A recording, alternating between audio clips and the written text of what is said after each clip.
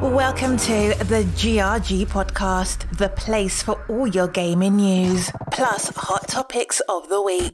Also remember to follow us on Twitter at KMega4. It's just the two of us. Turn the light now, just the two of us. Like how you always whisper in my ear. Your breath like ghosts that disappear. Hold me close, hold me close, hold me tight now. Need you more, want you more, still so right now. Like how your hands fill me up and down. Like how your touch send me off the ground.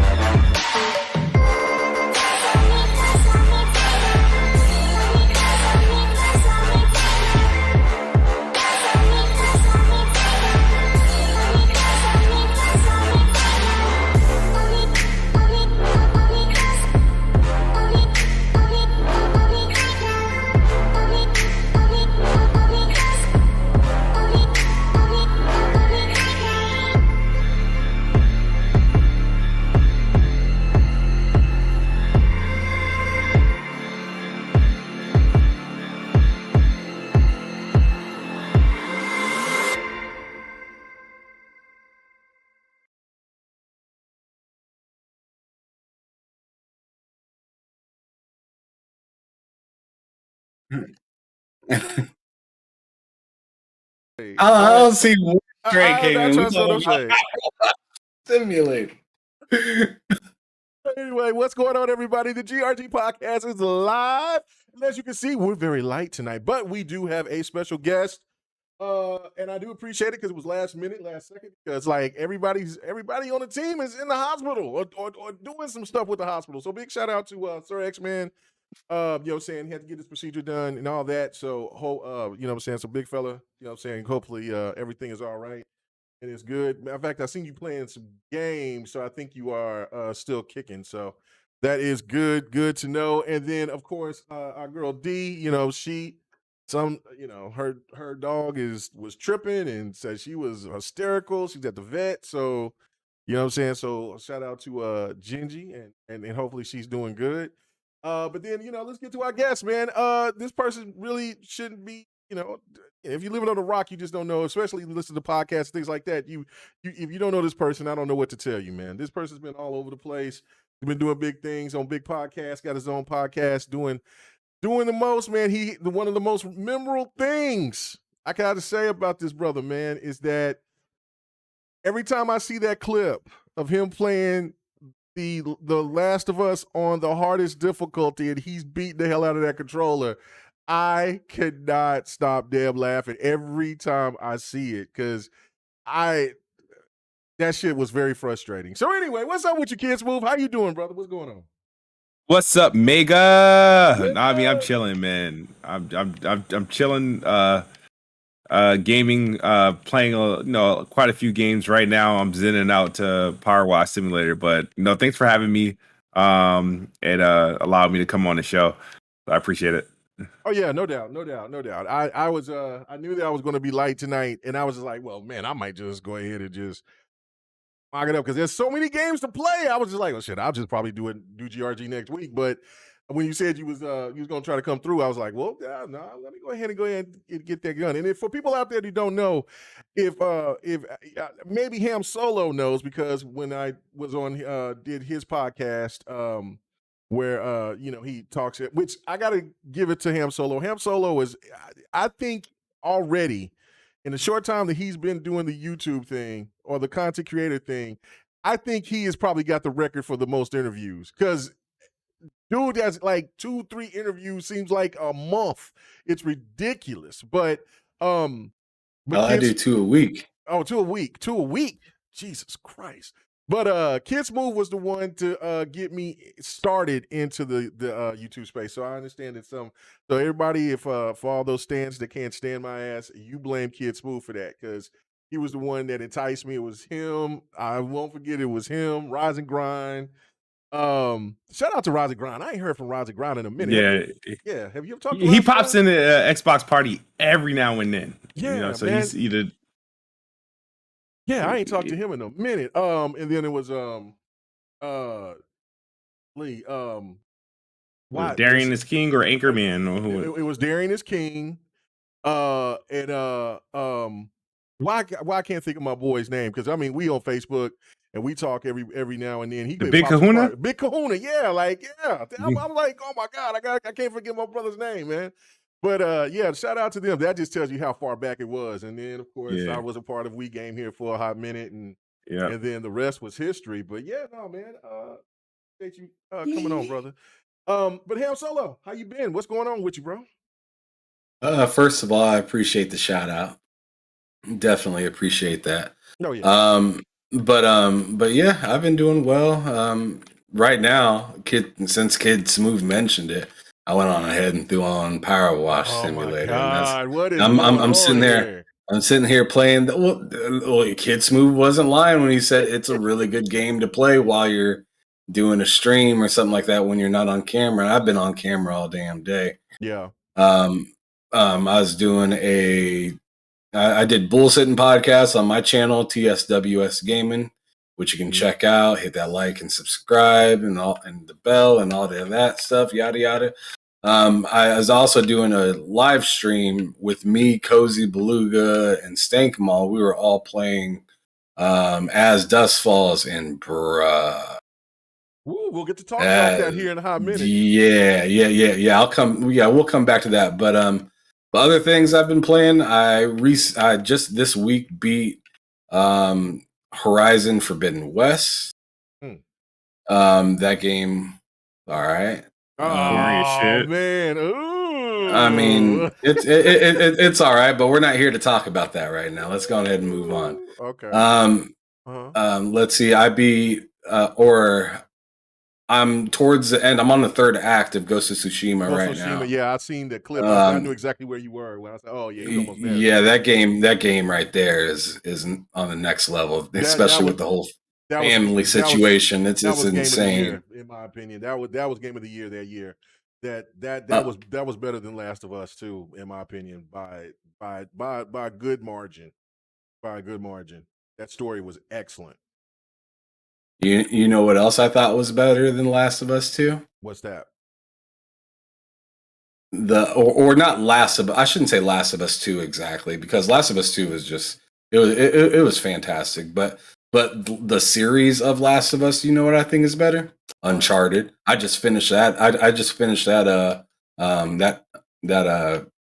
the collection, whatever you'd want to call it, the collection and everything. So I beat Lost. The only one I didn't beat is the one on not PSP but Vita. I guess there's one on that platform There's a to cell play phone. on. The Golden Uncharted Abyss or game, some too. shit like that. Something like that, yeah. Yeah. But yeah, I didn't beat that. I'm not sure if there is a cell phone. I'm sure because you know No, it's there's a like cell Ratchet phone and game. I Clank remember games, you seeing it. know. Yeah. You know, So, Ratchet and Clank got a game everywhere, but you only heard of like maybe 5 of them. You know what I mean? right. Yeah. Um, but yeah, so I beat that. I've just been beating a lot of kind of just beating up or getting through a lot of these games, and I mean that's what time of year it kind of feels like right now. To be honest, it's like backlog season, and I've just been crushing through it. And it feels good. It feels really good because I get to, validate this.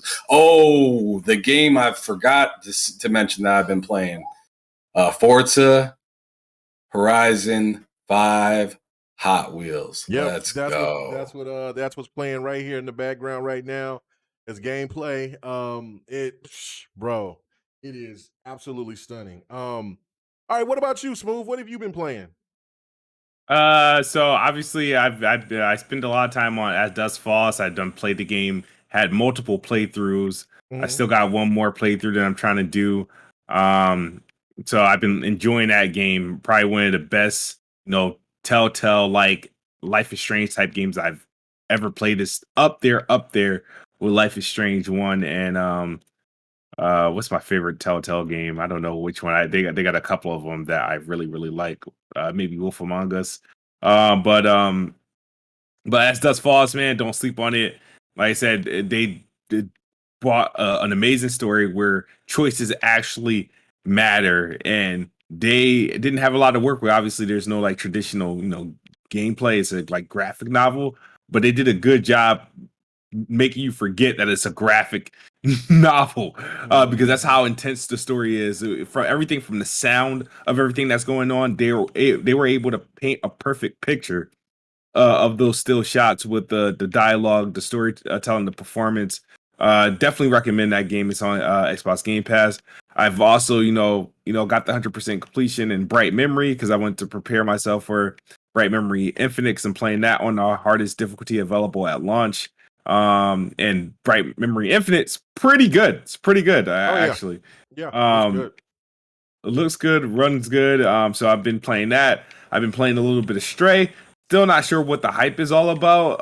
Because that's what I was like. it I hope has somebody not. played Stray because I have not, and you know what I'm saying. So yeah, tell us a little bit about it. It's a walking sim with a cat. Now it has some good ass cat physics, right? You know what I mean? I do like the level of detail as playing as a cat. But it's pretty boring. And like I see why people like it, but I think most of the hype is honestly is because it's like it's a PlayStation exclusive for now being. But I mean I don't mind. I play a lot of indie games. I play a lot of walking simulator games, so I'm not knocking it for being a walking sim or like an indie. I think is one of that publisher. I love the indie publisher. Is it I can't even say their name. It's like Annapuria. They've done a something lot like of that. games last year. They did Artful Escape. They did That game is fantastic. they did The Last Stop, and they also did another game that I played a whole lot of last year, and it's just not coming to me. But yeah, they did but Stray is it's a decent game. But I do think it's overrated. I haven't finished it yet, but it'll be something I probably finish this weekend because it's not that long. From what I hear and see, I know they got like a trophy for you to beat it less than 2 hours or so. But other than that, I'm trying to think what. Obviously, I've been playing Power Wash Simulator. It's been like the That phenomenon demo, that's just oh my like kind of God. took me by surprise. Like it's very very therapeutic. I can now have conversations at my job with my maintenance team about power washing and stuff, all because of this game, about different nozzles and gadgets to use and what angles, and it's it's a decent game. Like I said, it's not. I'm not gonna say, oh, this is like game of the year. This is the best game you could play. Nah, it's just one of those games that is good to pass time and it's very addicting. It does have co-op, so if you got a big ass house or yard or playground you're trying to clean and you want some help, a couple of us can team up. You get one side, I get the other, and go from there. So, which I'm trying to do. I haven't played co-op yet, but it has a nice little career mode, which you earn bucks for every job you do, and you take that money and you buy different gear and equipment to make your job a little bit easier. But yeah, man, I spent the longest clean job I did in a straight playthrough was about like 2.5 hours. The longest one I did was the Gnome Park monument, and that took me about 4 days because I had to keep like stopping. But Damn, that is yeah. crazy. That is crazy. I like I said, I've seen people talk about it. Matter of fact, I've seen that there was a power wash truck.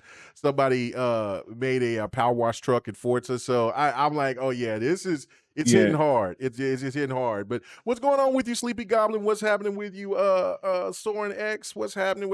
And yes, Z Black Rider, I believe that the mic is working because you haven't said anything about it. I think that was more on Devin the Gamer the other day. That was more on just Don had me low and didn't have me elevated high enough. Now I know once I step away from the mic sometimes that I get kind of distant, but I'm staying up on the mic tonight. So that's for me. But okay, so all right, so you played Stray. You said it's pretty much a walking simulator. Have you got a chance to play it ham solo, Stray, at all? No.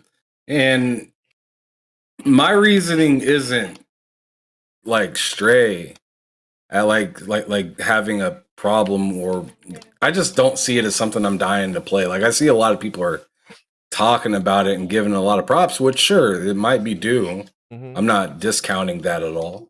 But for me, I look at that game as like a game I'd play in a service. And I don't like I'm okay with buying some indie games. But like but they have to like be kind of striking to me personally. And that game seems like something I would want to play when I'm trying to turn my brain off. And I usually don't buy those kind of games. Right. Yeah, no, I still do have a PlayStation Plus, and I kind of want to boot it up just to see it. And it's not like, for me, I'm not personally interested in the game, and that's not me taking a shot because it's a PlayStation game or whatever. It just like because Sifu is something that I want to buy. But I'm just like, oh, I'll just wait because I was going to get it on PC, but then they're like, Epic is tripping on the price, so I'm like, so I'll just wait until it gets down in price. But I'll buy Sifu. But for Stray, I wanted to give it a shot just to see what it's like. And the one thing I can say is that for the things that I've seen, that the cat physics are very, very, very realistic looking, and it looks polished. It looks like a good game. I just look at it like I said, I just look at it as a service game. Yeah, like I just look at it as a service game. That's my opinion. And some more. You gotta give me some more action, not hopping around from some kind of little fat blobby things. I'm not feeling that. I mean, I'm cool with all that, K Mega, but as I said, I'm looking at it as a service game, and I don't have. I have Essential. I told myself I'm not getting PlayStation Plus Extra or Premium into next year because I want to let it try to develop a little bit more. Yeah, I think. I was going to start in December because usually they have like some sort of deals around that time. I'm going to see if they even try to flex with deals at all, or if they don't, then I'll just get it, around Christmas time or something like that. But like for me, I have Game Pass already, and I have a ton of those games through, having PlayStation Plus already for a little while. Like I already have the ability to download a ton of different games and play that are available on Extra right now. So I don't see the need for me personally.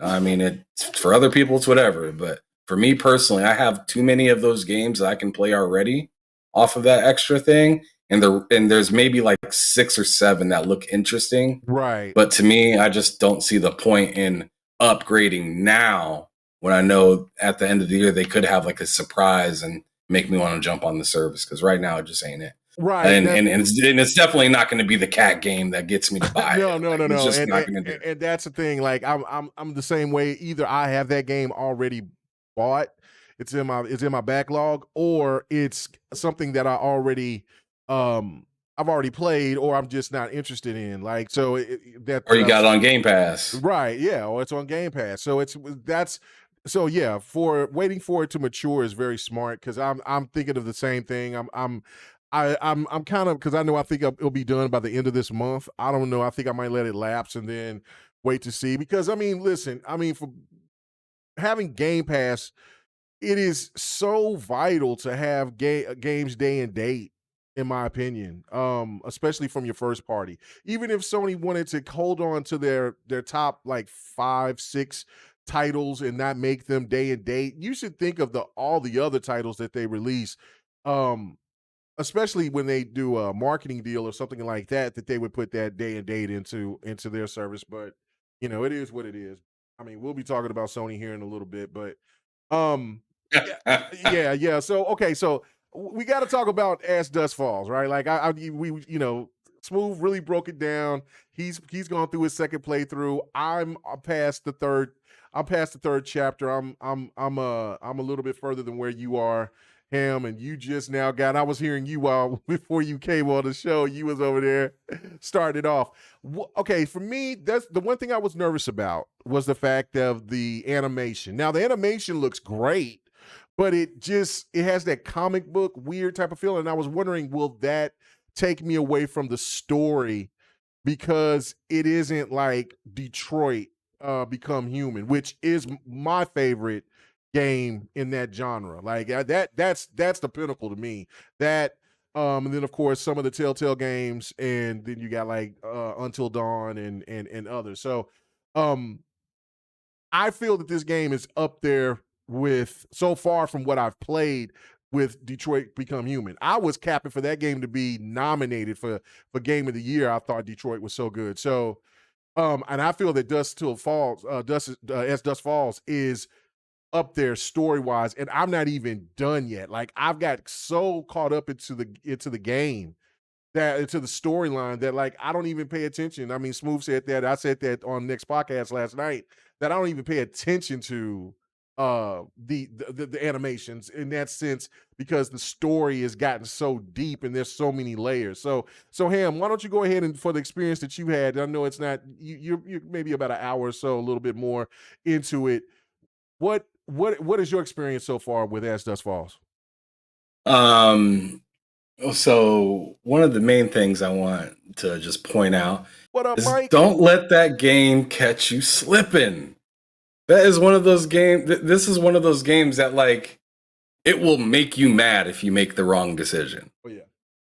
It will like make you frustrated, like not in like the sense that you're like angry, just like you're like, oh, you son of a bitch, you got me, kind of angry. I don't even. Yeah. And the hard thing about talking about this game is, if you talk about any part of the story, really, you're already talking about a decision that you've made, and you kind of spoiled it possibly for somebody. So it's really hard to kind of describe this game, but I can tell you how I feel so far, and I can tell you straight up, like, from a person that doesn't really like games like this, I think it's fantastic, not only because of the story, but because of the shared decisions between other people when you play with them. I probably wouldn't have checked this game out if it wasn't multiplayer. I probably would have just let it sit, because, like I said, I'm not one of those kind of gamers that much. This game has me interested now into trying a game that I just recently bought because of just word of mouth. But now I'm like straight up interested in try Heavy Rain. See, and that's a game I never got a chance to play yet. And I own that game. I bought it. So I just haven't got a chance to play it. Smooth, have you played Heavy Rain? I'm sure you have. I never played okay, Heavy Rain. Okay, nah. I haven't played played that. Yeah. So this Like, is supposed to be like made, or like the person that made Heavy Rain like had a big part in making this game, or is like the creative director or something like that to this game. So like so it was just like really interesting when I seen that. I was like, huh, Heavy Rain, huh? And then everyone is telling me how good the story was in Heavy Rain. But now I'm like, and then I see as Dust Falls now, and I'm just like, bruh, like this is crazy. I need to try this after I need to try Heavy Rain after I get done with As Dust Falls. Yeah, no doubt about that. And what up with you, Parker? What's happening with you, brother? Hey, man, congratulations on everything. You know what I'm saying? The youngin' and all that. Yes, I will be playing God of War Ragnarok. I just don't know if I'm going to wait for a PC release or if I by that time have a PlayStation 5, because I do not have a PlayStation 5 yet. I'm still I haven't really been looking here of late, but I mean, I'm not going to desecrate that game by playing it on the PlayStation 4. That's the one reason why I don't have Horizon Forbidden West yet, is because I'm just not going to disrespect that game playing it on the PlayStation 4. So, I just beat that game. Yeah, I mean, listen, and I don't think that game is really built on deep story. I think Guerrilla needs to work on getting their story aspect put together, but they land visuals and especially their combat. So you know what I'm saying, and that's what makes me enjoy Horizon the way that I do. I can just go in and kind of say, because I playing because I haven't played Forbidden West yet, but playing Zero Dawn, sometimes I'm looking at, okay, this story is kind of snooze fest, but I enjoy playing the game so much because of the combat, the atmosphere, and everything like that. That the controls feel good and crisp. That I argue with you about that. Like, Mhm. I do not like the combat in that game. You don't? Oh my god, I love the combat. No, like the mechanics feel fine. Like the game, like it feels fine. But like I have a hard time getting over being shot at and shooting and shooting bow and arrow like the entire time pretty much. And like I felt like I started the game shooting a bow and arrow, and I ended the game shooting a bow and arrow. And it felt like I was doing the exact same thing in every fight. And it just kind of got, but I enjoyed it got old. Because once you put it on, you use your strategy on different creatures, and then their reaction would be different. Like, I enjoyed that, especially like when you started using the slingshot thing, the electrical bolt thing, the fire stuff. I just, and then especially that one bow that had that crazy noise that went meow, and it would light their ass up. I don't know. I dig the game. I liked the game a lot. That's why I thought it was okay. Yeah, but it felt very generic to me. The story is just not there. It's just not there. So I don't know. But yeah. So okay. So are you gonna try? Oh, Parker, you gonna try out Heavy Rain next? Yeah, I've never. Yeah, I owned it, but I never gave it a shot. And as a matter of fact, I think I even bought it. I even double dipped. I got it on PC too. So there ain't no excuse. I need to go ahead and jump it. Oh, and this game that you're seeing right here in the background, this is called Loop Mercer. This game is hot. This game is supposed to be coming to consoles at some point, but it's on PC right now. You know what I'm saying? Shout out to the gamer devs hooking me up, you know what I'm saying? Let me get a copy of it. So I you know what I'm saying? So I will be streaming that at some point. So I'm going to get my stream game from just doing Fight Night and doing other stuff popping up here pretty soon. So all right, now is there any other games, Smooth? Is there any other games that you want to talk about that you haven't mentioned before we move on to the next topic? No, I mean, I just know I was just talking about As Dust Falls, and like it just being just a very good game, right? The studio that I know you said the dude that's behind Heavy Rain, I think he's leading it, but like the studio is new. Like this is like the first game that they've done under this name. I think Interior Night or something like that. Man, I'm just saying, like I got another, like I said, I'm trying to do another playthrough. Because like I said, there's secrets that I didn't uncover. I still like, so Ham said, is it Ham or Ham?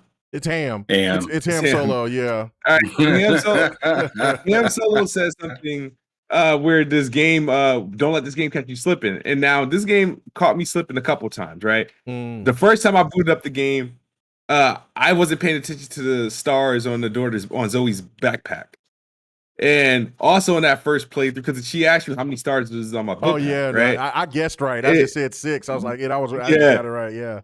And the second time was the safe. I forgot all about getting into the safe. He hands you the little piece of paper that has the combination code. Yeah. And I'm like, damn, why didn't I write this shit down? Because he loses it. What was that? So number? yeah, like 2956. I still remember because I kept it in the memory banks. I was like, they're gonna prolong this to where it's not just recent to open it. And sure enough, they did. But I kept it in my head. I was like, yeah, but okay, 5926. 5926. Okay, all right. Yeah. See, my dyslexic ass sit there and got the two numbers wrong. But I had it right the first time. But yeah, it's better. Some things you gotta kind of look at and write down because it's a cheat. But yeah, go ahead. But go ahead, Smooth. Go ahead. I'm sorry. Yeah, no, that's all I really had to say about that. But as far as any other like video games, like I told you, the list of games, like I think Memory Infinite had just came out. Yeah. Which it's good. Like I said, I was the only one really capping for the little demo that it released a couple years ago for $7. It was like one of the lone launch titles for the Xbox Series consoles, and like I said, I ran through that. I wanted to get the 100% completion because I wanted before I dove into Bright Memory. Even though I think they owe me really a discount because they promised players who bought the first game a discount, and the only discount I got was the discount everybody else got, was the Xbox Live discount. So I'm not exactly sure why that didn't occur. Like I said, I kind of been just jumping through games until I find one, but like now I got like a healthy dosage of what I just don't know what I'm going to finish first. It's probably going to be Bright Memory Infinite. This is more action packed. It's more visually appealing. And then of course, like I said, I talked a little bit about Stray. Like I said, I like it, but I don't think it's all that hot. I'm not going to be like, oh, you have to play the game, because I don't think you have to play the game. I know you guys were talking about Horizon Forbidden West. I've actually surprisingly dropped that game because I thought it was boring as hell. Damn.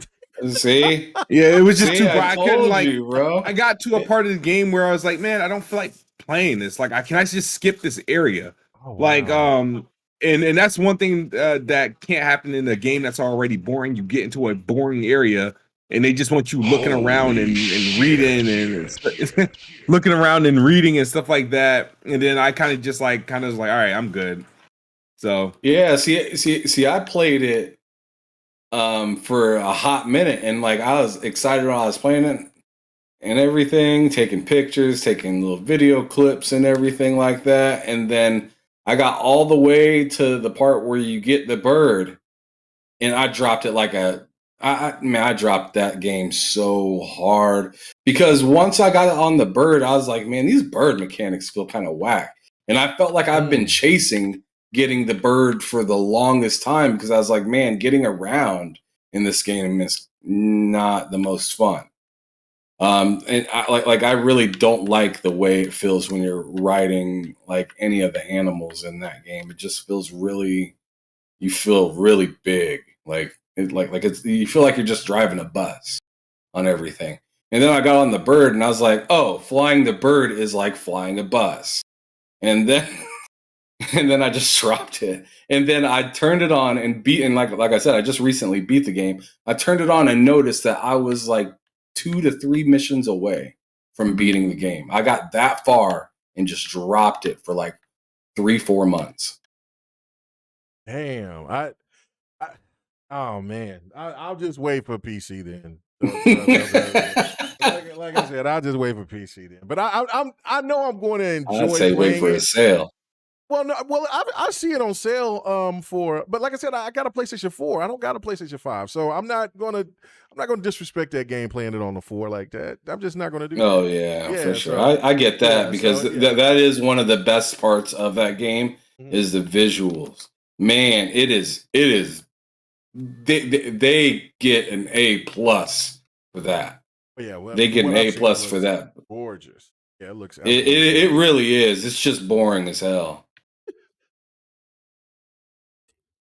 All right, man. So, all right, let's keep it moving. Let's go ahead and go straight to it, man. I know that I changed up a little some when I gave it to Smooth. Gave the topics to Smooth, but we're gonna skip the Ubisoft stuff. We're gonna go straight into the Last of Us remake. Oh, here we Situation. go. Yeah, no, man. I mean, we got to talk about it, man, because we might be here for a minute for talking about this because I personally have some things I need to say as well. Oh Lord. Well, I mean, listen, okay. First off, let me just make this point. I'm not checking people's wallets. If you want to buy that game, by all means, do what you want to do. That is your money. That is your time, all of that. But the one thing that bothers me, which I am actually excited about, because normally the PlayStation community kind of stays in unison and don't come out and thrash anything. They usually, or they might do it behind closed doors, but they don't do it publicly. Very rare that they come out publicly and say something that they're upset about. But with this situation, it is like crazy out there how pissed off a lot of PlayStation gamers are. And it's not so much about what is been shown from the leaks and from what PlayStation, or I should say Naughty Dog, released yesterday. It is the fact of the $70. And it's the same reasoning why I think everybody, Smooth, you've said the same thing. Ham, you said it. I've said it. It's that, like, look, nobody's tripping about the price being $70, but where's the value in it? Like, if there's a game that is warranted for $70, by all means, go support that game. But from what I've been reading from a lot of PlayStation gamers, especially on the latest thing that Naughty Dog released showing gameplay of it, they're saying it's just not enough there. It's not enough meat on the bone. So, Smooth, what is your take on this situation? I mean, do you think that this game, for what we've seen so far, now from the leaks and from what Naughty Dog showed yesterday, do you feel that it's warranted to pay $70 for the same exact game, and even having the multiplayer second away? This. Yeah, I'm waiting. I want to hear what Smooth got to say. Absolutely not, dude. As soon as the game came out, and I was like, even from the first announcement, I don't care what they have done to the game. I was like, there's no way this should be $70 unless you were going to do some sort of Resident Evil type makeover, where the point where it's like, okay, they're going to actually start changing elements of the game to make it like, all right, this is the true imagine. If you're just giving it like a graphics upgrade like everyone else did, then I don't understand. Think about this, right? Think about this, right? And I hate to always make Xbox comparisons and stuff like that, but every remaster that Xbox has made for one of its games, it's always, with the exception of Halo Master Chief Collection, which included about 4 or 5 games in the collection at a time, all their remasters were less than $50. So Last of Us Part 1 is an equivalent to Gears of War Ultimate. You know what I mean? You remember when Gears of War Ultimate came out in 2015 or 2014? 2014, yeah. Yeah, so that came out and it was $39.99. You got the graphics the high-end graphics. You got all the multiplayer modes that came day and date. You know what I mean? It had all the and it was like, oh, okay, but it was $40. You got Halo Master Chief Collection, all remastered at the time. 1080p 60 was the thing, right? 1080p 60, and then you got the anniversary edition of Halo 2, which is an equivalent, right, to what Last of Us Part 1 is, right? With the up-to-date graphics in modern time, right? And that was $60. So that was like modern price, but it was 4 games. So it was pretty much a steal. What they showed was like, okay, all right, so at minimum, we're getting the Last of Us 1 game with the Last of Us Part 2 graphics, and that's about it. Same animation, it's a 1-to-1. and this is the third version of the game since 2013. So it hasn't even been 10 years. It hasn't even been 10 years since the first game. So yeah, 70. I had my beef with $70 on games, but this is just like kind of a ripoff. And people saying they put in their heart and soul. I see people damage controlling. You don't know how long it takes to make a game. Get that, the assets were there. It's at the heart of it. It's still the same game. It just looks better. And if it better looks better, it's on the PlayStation 5. That's two. The game, it's a PS3 game running on the PlayStation 5. Yes, it better look better. But the thing is this should be a game that should launch a day and date in one of their PS Plus services. Like, you know what I mean? Like, that's what I think. But there's no way it's worth $70. And the thing is, I want to play it, but I'm not buying it for $70. I'm not even buying it on the PlayStation 5. When it comes out for PC, if it's day and date on PC, I'll get it, and then I know I can use my workarounds to get it at a cheaper price. I'm not paying $70 for it, but I'll get it when it comes to PC. But I have no really interest in buying the game. Again, just because it's running at 4K. What's it? 4K 60? No, 4K 40. 4K 40. 4K 40 native dynamic. It's 4K. It's 4K. Okay. 4K 60, I think. But yeah, native 4K 40. For a game that's yeah, because 40 is the new 60, right? Yeah. Well, 40 frames per second make you a better gamer. So Yeah.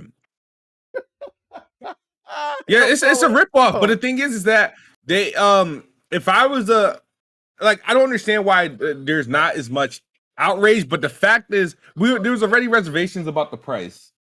Now that we got to see what the game is, it's like, come on, dog. Like, for real. Like, they really just saying, like, they don't care. This is completely a ripoff, and especially to the fan base who's gonna buy it for the third time. Yeah. Actually, yeah. No, I mean, it just baffles me. Like, that's just like bringing the Halo Wars 2 collection every generation and charging the same price, a $60 fee every time, and there's no change except that the game looks a little bit more crispy. I don't know. What do you think, Ham Solo? Are you going to have a different take on this, or do you agree with us? I'm kind of curious if they did all of that stuff to the. I mean, because I'm kind of like, what if you took God of War from 2018 here in just a few years and did and did something like this? Like, still doesn't have any kind of online play, doesn't have anything new except it's a little bit prettier. The buttons are a little bit smoother. The way that they're marketing this is like you're getting a brand new freaking game. And it's just like that couldn't be further from the truth.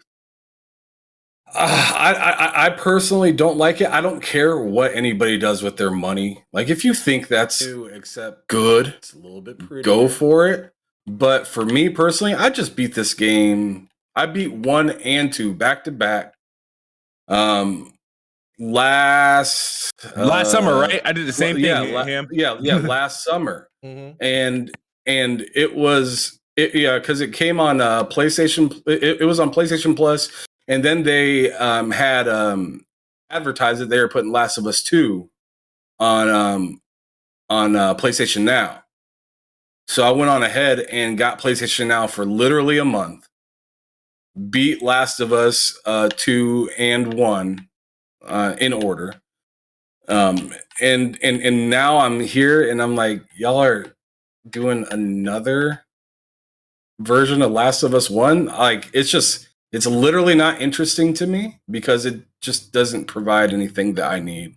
There's too many other games that I'd rather play and so many other games that are coming out. Even on the PlayStation side, there's games coming out that I'll gladly walk right by this game.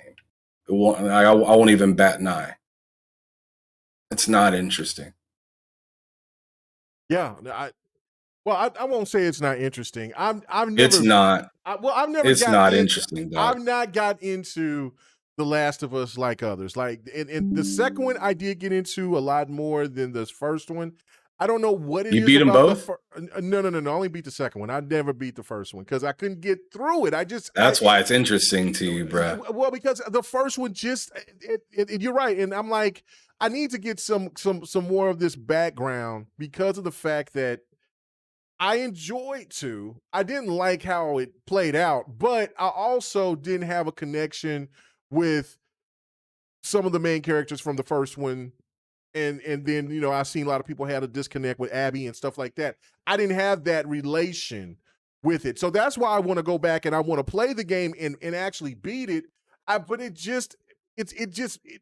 after the first sequence, when they get out of town and then you get into the buildings and start kind of roaming around into the city, I just kind of like, yeah, all right, this reminds me of you know, The Walking Dead, but it's with like plant creatures. I don't know. It just something about it that just didn't gravitate to me. So and it might be one of those things where, and that's happened with me with music. Like I can buy like a number of albums or something, and then I can listen to 3 or 4 of those albums, and then there's the one album that I was anticipating the most. It could be it could be like the wackest thing that I played I listened to at that time, and then I go back and I listen to it maybe 5, 6 months later, and it's like jamming because I've oversaturated myself with so many other albums at that particular time, and then I just didn't get a chance to really absorb what that album that I was anticipating that was going to be hot, but it wasn't at the time. But and I think maybe that could be the key. I don't know. Maybe it's just one of those games that just doesn't resonate with me like that. But I thought Last of Us 1 was great. yeah, see, that's what I'm saying. Like everybody loves that game out of the 2. Like everybody, there's nobody that talks bad about that game. There's very few people that talks bad about the Last of Us 1. It's 2 that where it's so because it's so divisive, and I understand it because I could not stand the ending myself. Like I just know how I would have been if I went through any of that type of situation. Like, nah, you ain't, we getting this done. We getting down right here, and you're done. You know what I'm saying? But I kind of see where they're trying to go with that, and I don't know how the fan base is gonna how they're gonna feel for it or whatever. I don't know, but I want to give the first one a chance, but I'm just like Kids Move on this one.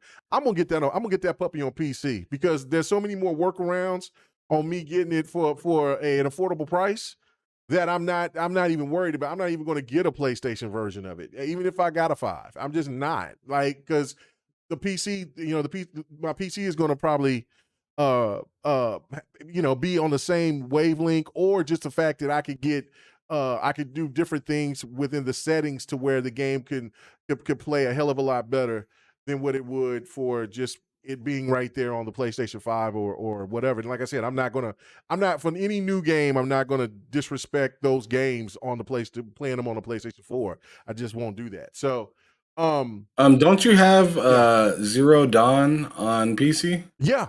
And that's what made me come to my decision, because once I bought Zero Dawn, and then after that, I bought Days Gone. I bought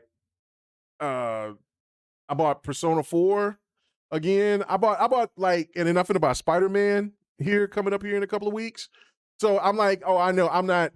So because I went back and tried to play, and I can't wait to go back, and I'm gonna play Ghost of Tsushima again once it jumps on PC, because I'm like, man, that shit looked absolutely phenomenal on PlayStation 4. So I could just imagine what it's going to look like on PC. Same with God of War. Like God of War looked absolutely breathtaking, but on PC, bruh. And then on top of that, the modding. So I need to try to find that Homer mod, because that shit has me cracking up. But I don't know, man. I just don't feel that any game that old should get that type of now, if it's a game, okay, let's say if it's Splinter Cell, right? And they have not, and you bring one of the Splinter Cells, and it has the multiplayer aspect to it, all that, and then they want to charge $70. Okay, that's cool. I ain't tripping. Or anything that, like a collection But Sony is really tripping me out about how they just gutting shit and then expecting people just to go ahead and spend high-end money as though the game has everything that the original game has. And that, you know what I'm saying? And listen, I understand that people are, they love to cap for pretty graphics, but man, I mean, at some point, you would think that, like, hold on, man. Come on now, Sony. Y'all need to pump the brakes on this. Y'all are getting a little bit outrageous with this, man. Just like the spam. What's going on with the spam doctor over here? Keep on throwing this. Hey, man, look, man, nobody ain't worried about your little porn site. Good grief. Oh, anyway. So, yeah, no, I just don't know, man. I just think it's just too much. I don't know. Do you have anything else you want to add to this, Kid Smooth? Uh-oh. My bad, my mic was muted. Okay. Nah, man. This is, like I said, I wanted to comment on, like, I forgot you got all these games on PC. I mean, you really have no reason to get a PS5 unless it's just for Ragnarok, right? I've been thinking like that. Yeah, I know, because, like, bro. Because the games that I'm looking forward to, like, for example, once I found out when I was like, okay, Spider-Man, all right, I'll do that. When Forspoken was coming out, that's coming out on Windows, on the Xbox PC too. Like so you get Xbox achievements for it. So that's what I was gonna do with that game. Right. I was like, all right, I can't get it on Xbox. I'm gonna do the closest thing to it. So, but yeah, man, yeah, unfortunately, like, and the thing is, I do like The Last of Us, like the first game, like, and I like the part 2 as well. I think they're both like great games and whatnot, and I don't mind the upgrades. I just think Naughty Dog and Sony are just kind of being like very narcissistic with that damn pricing that their pricing structure on that. I think they're feeling themselves way too much to confidently say, hey, we're gonna remake the first game, we're gonna strip multiplayer. And we're gonna charge you more for it. I was like, I don't care what inflation look like, you can't do that. Yeah, no, and that's the thing. Like, I mean, the timing is just garbage. You know, people are going through it right now. I mean, energy prices is up, gasoline is up, the pandemic, you know, and then y'all still trying to overcharge. Like, come on, man. Like, and I mean, it's and to me, and I said this last night. I want to know what you guys think about this. I said this last night. And you know what, Extreme D? I do believe they're probably a troll for real. You know what I'm saying? Just try to stop people from listening or want to comment or whatever. That's nuts. I'll take care of it though, for real, once the show is over. But anyway, I just think personally, you got to have a little, I understand that it's all about money, but you got to have a little compassion for your customers. I mean, you already sit here and told people one thing about backwards compatibility and how that's not necessary, and then you add it. Then you talk about services. It's not something that you see that's viable, that's going forward, or it's part of the gaming future. Then you add that. And then on top of that, you add you find a crummy ass way to sit there to try to pimp out more money from your supporters by adding demos and back in older PlayStation 3 games or PlayStation 1, 2, and 3 games. Like, I mean, that should be a celebration. Because when I first heard it from back from Hip Hop Gamer was the first person that brought it up, and then it almost looked like he didn't know what the hell he was talking about, because Sony was like, we're not doing it, and all of a sudden Sony decided they were going to do it.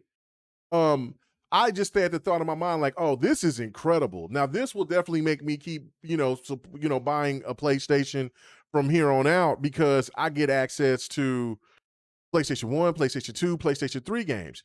But the way that they've done it now, it's so crummy, it doesn't even make you celebrate if you've been a person that's supported PlayStation from the very beginning, like me. Like, you know what I'm saying? Like Smooth, I'm sure that what was the first PlayStation that you bought? Was it the 2 or PlayStation 1? Yes, 2. Yeah, okay, 2. What about you, Ham Solo? Which was it, 1 or 2 for PlayStation? For what? When you first got your PlayStation, was it the 1 or PlayStation 2?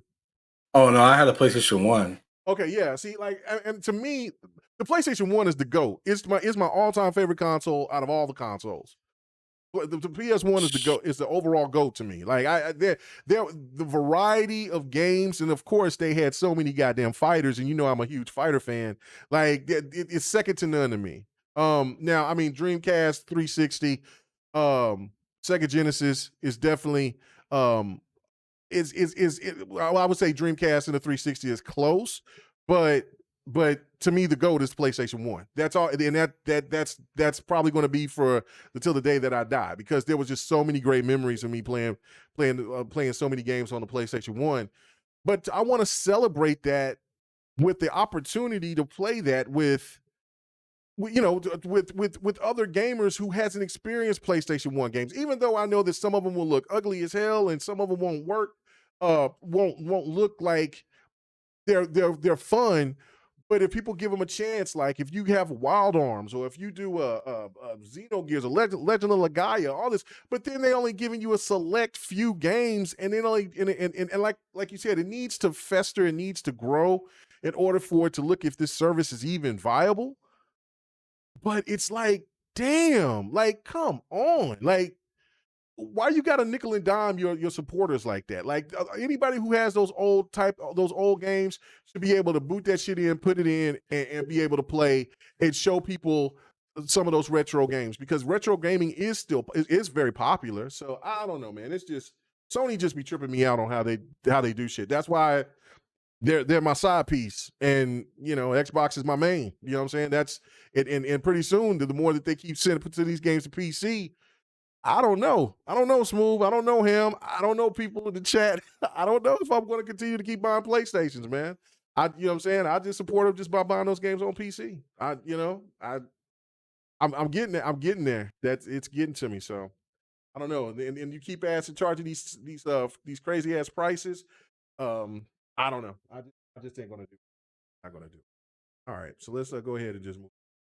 All right. So I don't know how familiar you guys have been with this, but this was something that I think that there was people trying to blame PlayStation for this. Now, I don't know if PlayStation has any blame with this at all. I don't think so. But This is Atlus. Yeah, the Atlus situation with Persona Royale. Like, I mean, this, bro, man. I don't, like I said, man, it is tripping me out. All right, so if you haven't heard about this, Atlus came out the other day and said that if you want to buy the upgrades, if you want to get the upgrades from Persona Royale, and I believe there was another game too. I can't remember if it was just Persona Royale or if it was from another Atlus game, but I know it's from Persona Royale. They were adding more characters, adding more story modes or missions or whatever. And PlayStation 5 gamers that's already owned the game could not access it. And so Atlus came back and says, look, man, if you want that, just gonna have to, rebuy the game on PlayStation 5. That's cold-blooded. You know what I'm saying? Like, I mean, that is cold, and especially now it even makes it it puts even more sting to the PlayStation fan that has supported Persona the way that they have, to now have all of that coming to Xbox, and it's going into Game Pass with all the enhancements, through since it's the first time that Personas has ever been on Xbox. But I think that kind of stings, man. I don't know. Ham Solo, what do you think about this? Is this more of an Atlus being an asshole to the PlayStation community, or is it PlayStation slow playing and not doing their due diligence by doing their smart delivery properly? Because or having their cross-gen situation patched up better than they should have. Oh man, Yeah, man. I'm saying, yeah, like, I mean, yeah. I think this is funny because they had it before you could really play it anywhere else. Mm-hmm. Am I right? Right. Yeah. So yeah, because Nintendo's just now getting it. They just didn't have it announced at the Xbox thing, obviously, because Xbox is going to focus on themselves. Yeah, and I think the Switch is going to get those enhancements too. So Yeah, that's what I'm talking about. Like the Nintendo is grabbing that, and the Xbox is getting it in Game Pass. It was in PlayStation Plus. So I bet a lot of people assumed, oh, it's in PlayStation Plus. We could probably just get it, and they possibly still could. You never know what's under, up PlayStation's sleeve. They could possibly say, you know what, you already have it for the you already have the 4 version. Here's the 5, but I don't know. PlayStation's kind of stingy in that aspect. And they didn't even do that with MLB The Show. Oh That's my theirs. God! Oh, are you serious? I didn't even think about that. Is that not in PlayStation? Is that not in PlayStation Plus Extra? No, it's not. I don't think. Last No time I looked, way. I didn't see it.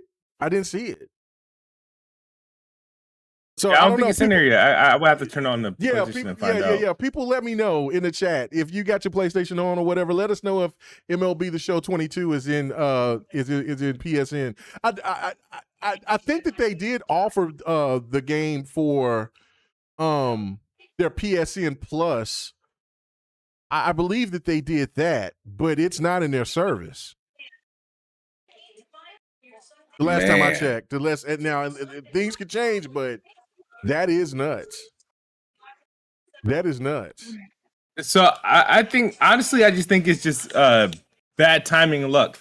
The issue is it's not like they're doing the same thing for Xbox. What makes it look good for Xbox is that one is launching in Game Pass, so it doesn't really matter, right? And the thing is, it was never on Xbox to have an upgrade path. It's just releasing at the same time, so you're going to buy whichever one you need or download it on Game Pass. Right. So that's why it looks bad for PlayStation, because they technically aren't. They could be not supporting smart delivery or doing an upgrade pass, period. It just looks better for Xbox because it was never on Xbox to begin with for them to have this issue. So it's just a matter of like just the timing and the accumulation of things. So this is probably not even PlayStation's fault, but it's when you look at the way they treated their games, when they had to pity give us Horizon Forbidden West an upgrade path for that. Remember, they didn't want to upgrade path for that either. Yeah. It just more so, it just looks bad on them, even though this is probably has nothing to do with them at all. It's just the accumulation of things like that happening. And for example, like God of War, there's no upgrade path, right? You have to buy whatever whatever version you're going to buy. I think that might be one of the last ones. If not, maybe GT was the last one.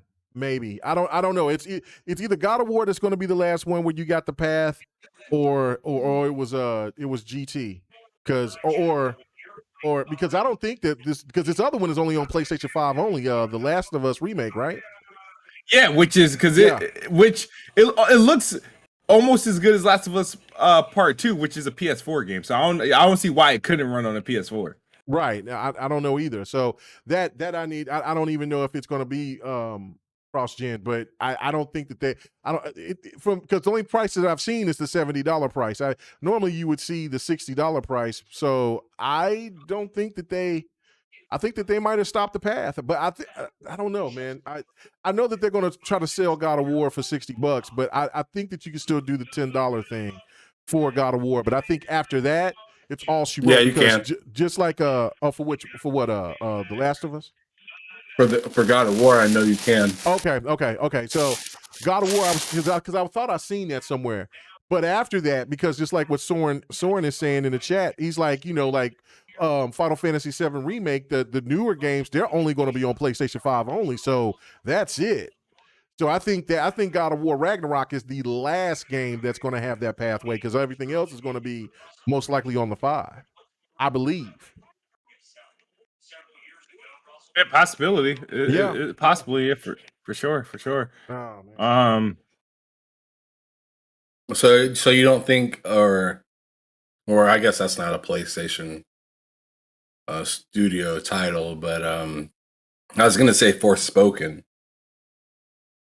Isn't that on both consoles or what? I think that's. But I was gonna say that's a timed exclusive for 2 years, I think.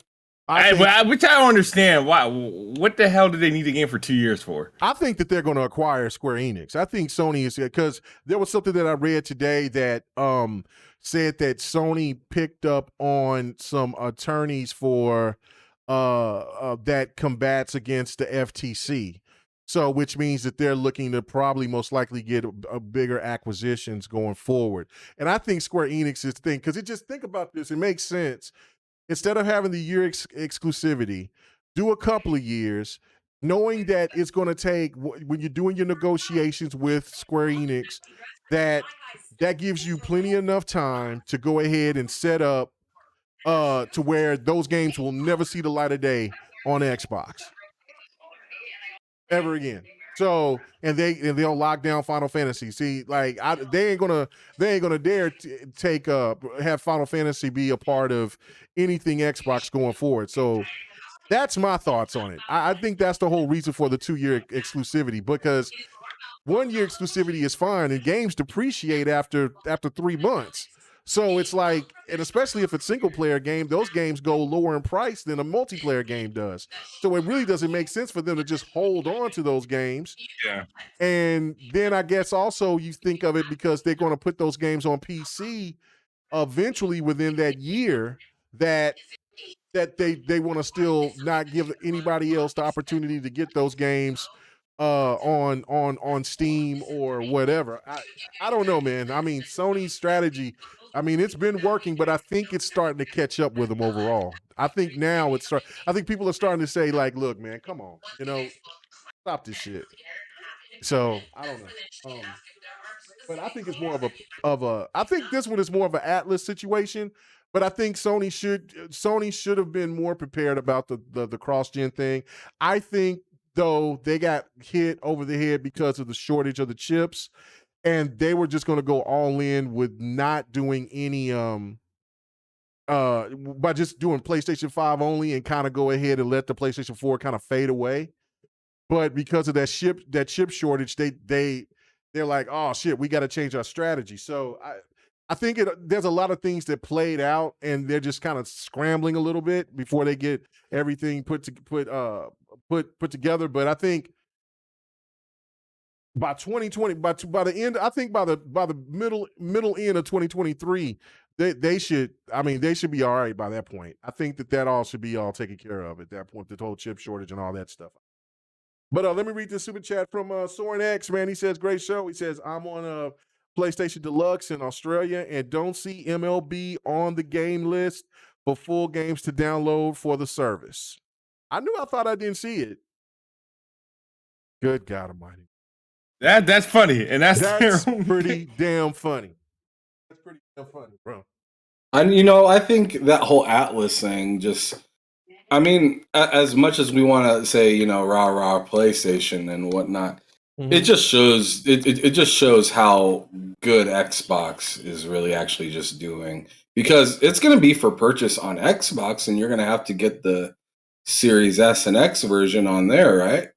Like if you decide that you want to buy that game, yeah, it's going to be the same price. It's just like, it's kind of a finesse that Xbox did to PlayStation to make them kind of look bad at this point, because they went on ahead and said, oh, it's coming in Game Pass as soon as it gets to our platform. Like, we're not just going to put this game on sale. It's going straight into Game Pass. And Sony was like, oh, damn, they gave them the bag.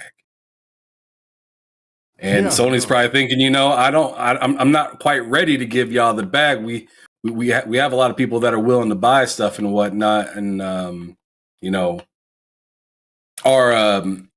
crowd, or at least the crowd that we all see every day, does not complain. So let's just make them pay for it. Yeah, they think playing games as a subscription lowers the quality of the game. So straight must suck. That's not what they're saying. Now, okay, so you're right. I know that Sony said that Sony was talking about they'll kind of extend it until 2024, 2026. But I think that they'll change that once they get that chip shortage, situation taken care of, I think that they're going to revert right back because, yes, they're not going to abandon them. They'll still sell they'll still sell their games for the console, but I think that they want to get the max dollar for everything that they, the max dollar for the games that they got coming out. Because on top of that, they, I mean, it is some truth to it that these games will be limited if they gotta keep making the games for both older gen and for new gen. But I mean, it's not as crazy sounding as what some of the stands be saying. Like, these games will not they're so mid and up because they can still do enhancements for the newer generation for the new generation title and just kind of slack off on the other one. But I think Sony doesn't want to go through all that. And I think what they're going to do is what they said that they're trying to project for the future, just in case if they are still going to have the chip shortage. But I think that that's going to get nipped in the bud and they'll start having their consoles fly off the shelves, here probably by the end of the next year. And at that point, I think that you'll hear something saying that they're going to change up and they're going to just kind of keep their game strictly on PlayStation 5. Because I think at that point that they'll hit that threshold of maybe 35 million or somewhere around there, to where they'll feel comfortable to where they can just go ahead and they'll still support the PlayStation 4, but not like I think that we're thinking that like Xbox is going to do with the Xbox One PlayStation. Because I mean, even Xbox said, 2023 is where they were going to start making games only for. It was supposed to be this year, but their games got delayed this year. So it's supposed to be next year. So I and then like you just looking at the success of what the Series S and the X is doing right now. I mean, it's staying up on PlayStation. I think PlayStation only got what, like a 3,000. I think the max was like a 5,000 console lead or something like that. So it's not. Come on, North America or worldwide? No, I'm talking about worldwide.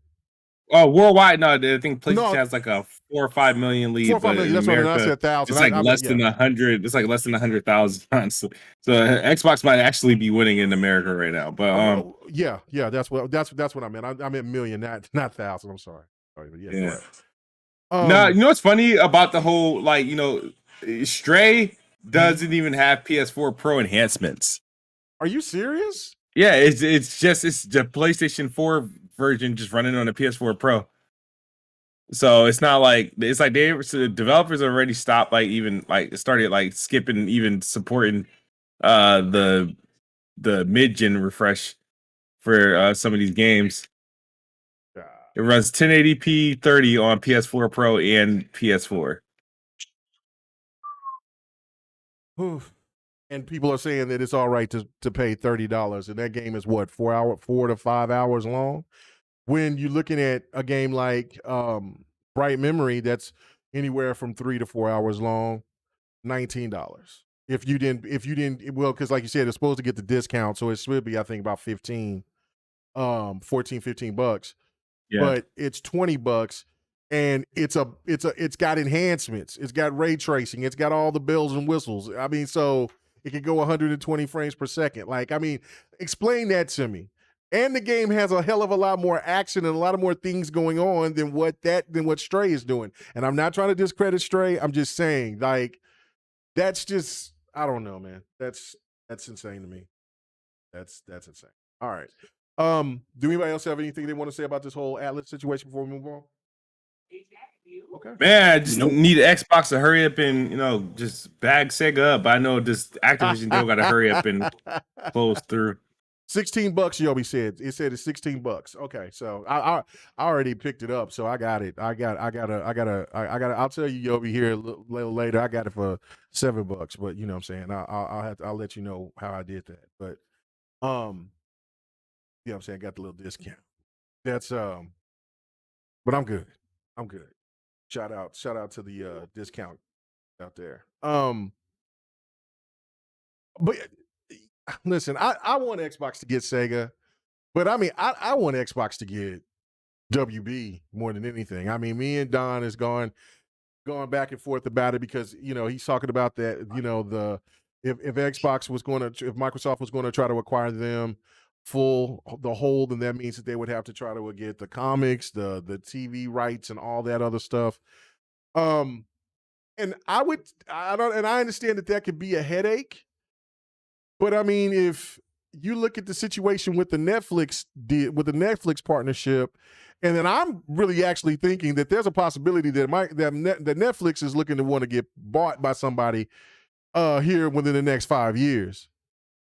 Yeah, I think that if Microsoft got a hold of all of WB, who's to say is that wouldn't be a good marriage to where they could put DC content out there, not only with games but TV shows, animations, movies, all that. And listen, people will say, well, Microsoft is a software company, but see, look, you just got to understand, PlayStation was a motion pictures company, an electronics company, and then they got into the video game realm, and then look how successful that they've been.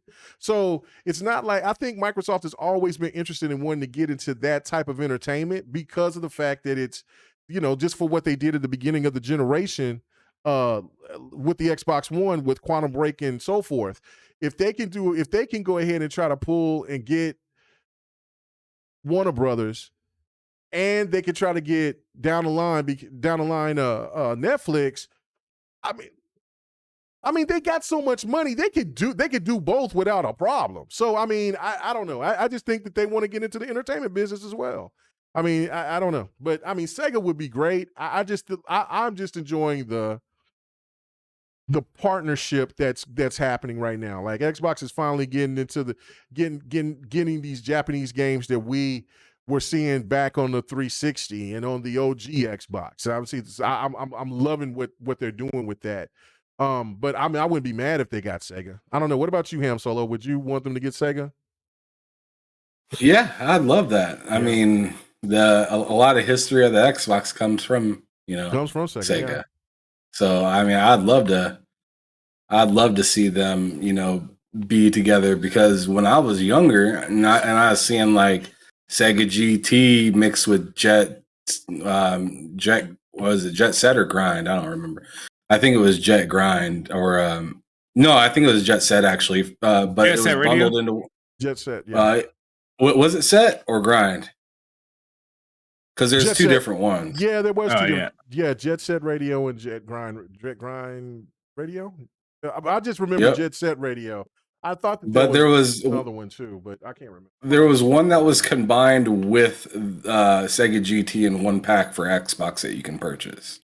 And I remember when I first purchased that game, I like at first I didn't even really know what Sega GT was. I didn't ever play the original one off of the Dreamcast.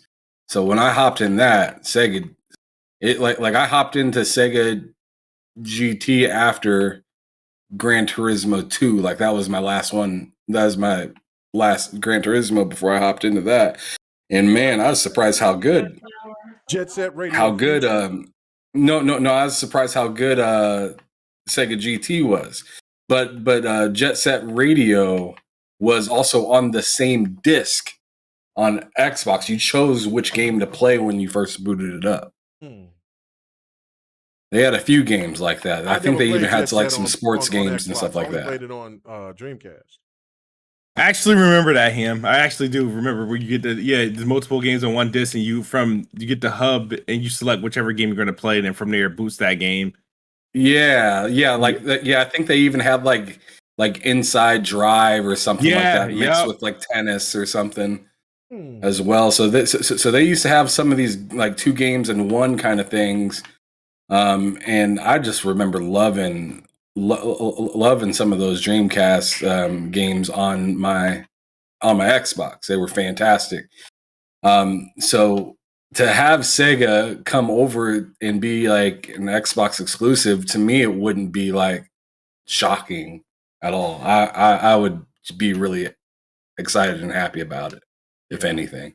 Yeah, I mean, listen, I would not be opposed of it at all. I mean, because you have Virtual Fighter, you got all these other Yakuzas, you got all. Shenmue. Shenmue, yeah, that's my boy. I mean, so the connection with Xbox. I mean, I think a lot of Xbox gamers are fans of Dreamcast. So that make the marriage would be perfect. But I don't know. WB is on my mind, and I think that's what's on remember how Microsoft's many mind. phone numbers and stuff you had to write down for Shenmue just to be able to make phone calls, bro? It was and figure out crazy. clues. I used to love that. I went back to try to play that about maybe 4 or 5 years ago. Oh, it's hard. And yeah, I couldn't do it. I couldn't do it. And then I bought the third game, and it's just not. It's a shell of itself. And I still need to beat was 2. disappointed. I never played 2. Oh, really? Yeah, no, I was on 1 and 2 heavy. I got 2 on X on the original Xbox. It came with a DVD, so like if you never played one, you can watch the DVD. Yeah, I thought that was pretty cool. Yes. What up, Bunty?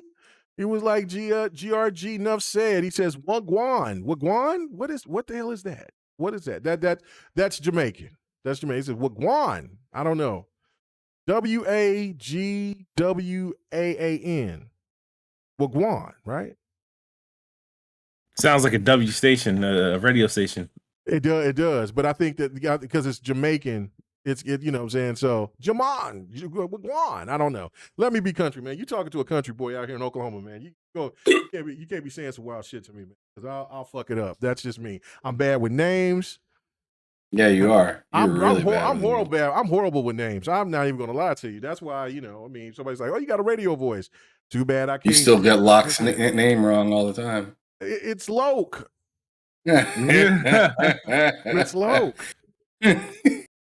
So, well, looks like you're catching on. You're catching on. Yeah, well, regardless, it's Loke. But regardless, you was messing me up, and it's just like with Yobi, he keeps on telling me that I'm saying Nakara wrong or it's Naraka. Well, you are saying it wrong. I said it right when I first was playing it, but then he kept like saying this and then so I don't even know how to say it no more. It was the same thing with Forza because I was calling Forza, and then I just said, you know what? Let me just boop, and I got it, and so now I get it. So I'll do the same thing with Naraka.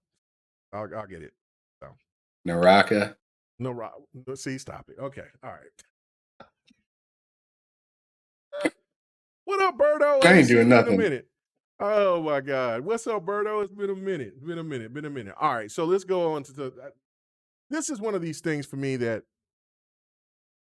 See, I've had this conversation with it was me, Don, One Bad Mother, the Blue, and I don't know. I just want to pass this to you guys to see what you guys think, right? Like, cause I'm a big 343 supporter, always have been, and most likely will be, because they're so talented. But it is gotten to a point at this stage, because the whole Halo 5 thing was when people were talking shit. I think whatever. I don't even pay attention to that. Halo 5 and 4 were great. If you didn't like the story that much, cool. If you didn't like the multiplayer in 4, cool. But whatever. Those games were still solid games. Infinite itself is a good game. The multiplayer, though, with Infinite, which is good, it's fun, but it's lacking the just lacking content at this point in time. Even though everything that we're seeing from Forge, I don't know if you've seen some of the stuff I've been posting.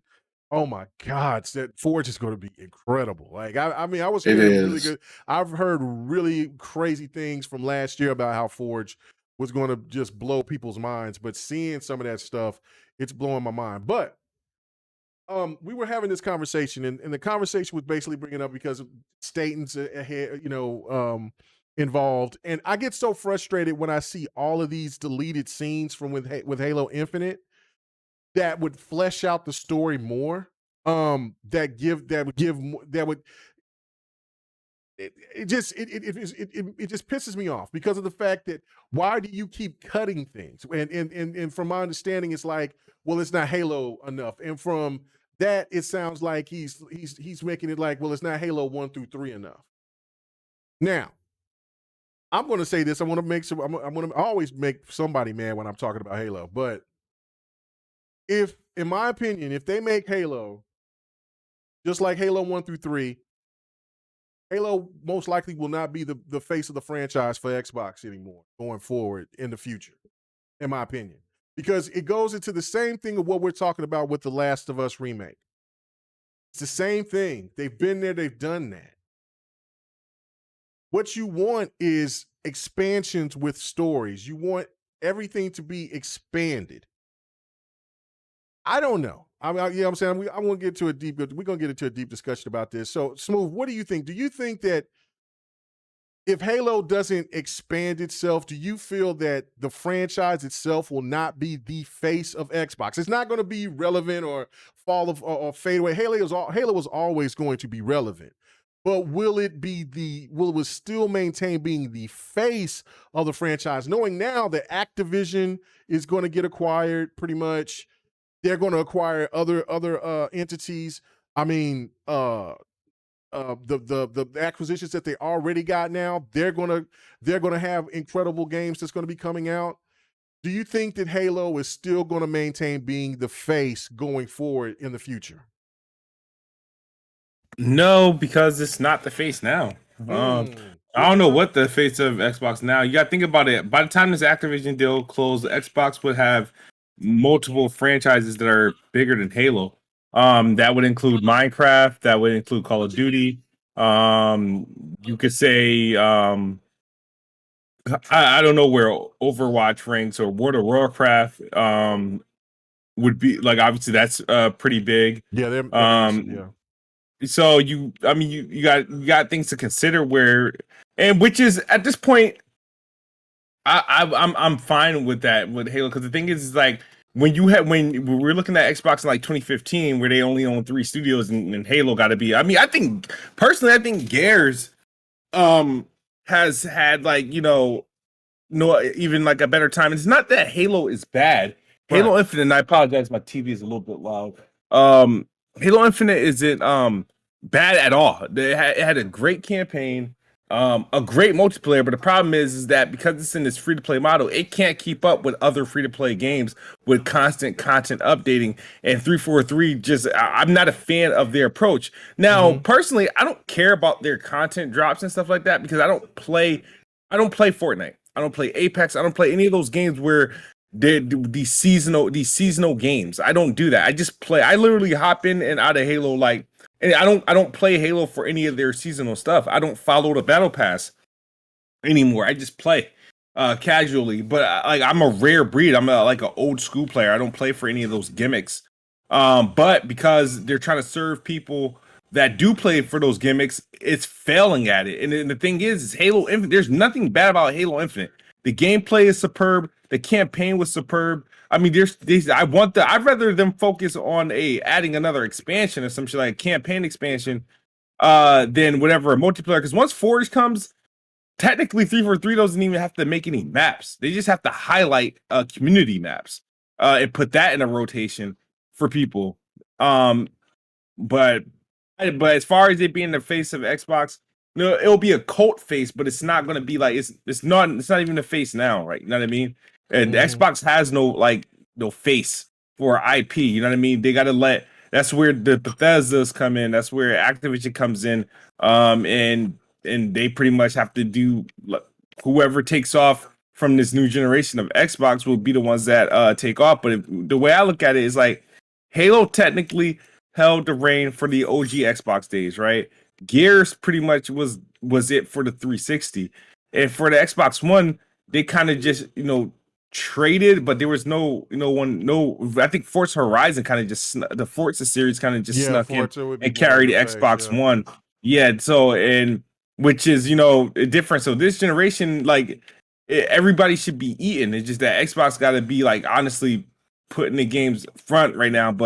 And so far Xbox, honestly, for the first couple of years of this generation, they've 2020 was 2020 was an okay year for Xbox overall, right? Yeah. But when you look at the next the series consoles and the launch, you're like, not quite. 2021 was great, amazing. I like the offerings there. 2022 is piss poor, and they should be embarrassed for the output that they've done for this year. You know what I mean? There's and I'm this year is still going to hold a sour taste in my mouth until those 2023 games come and hit like they're supposed to, because there's no excuse for this year. Like, really, there's no excuse. But that's all I got to say about that, though. Okay, all right. No, that's a lot of great points. I was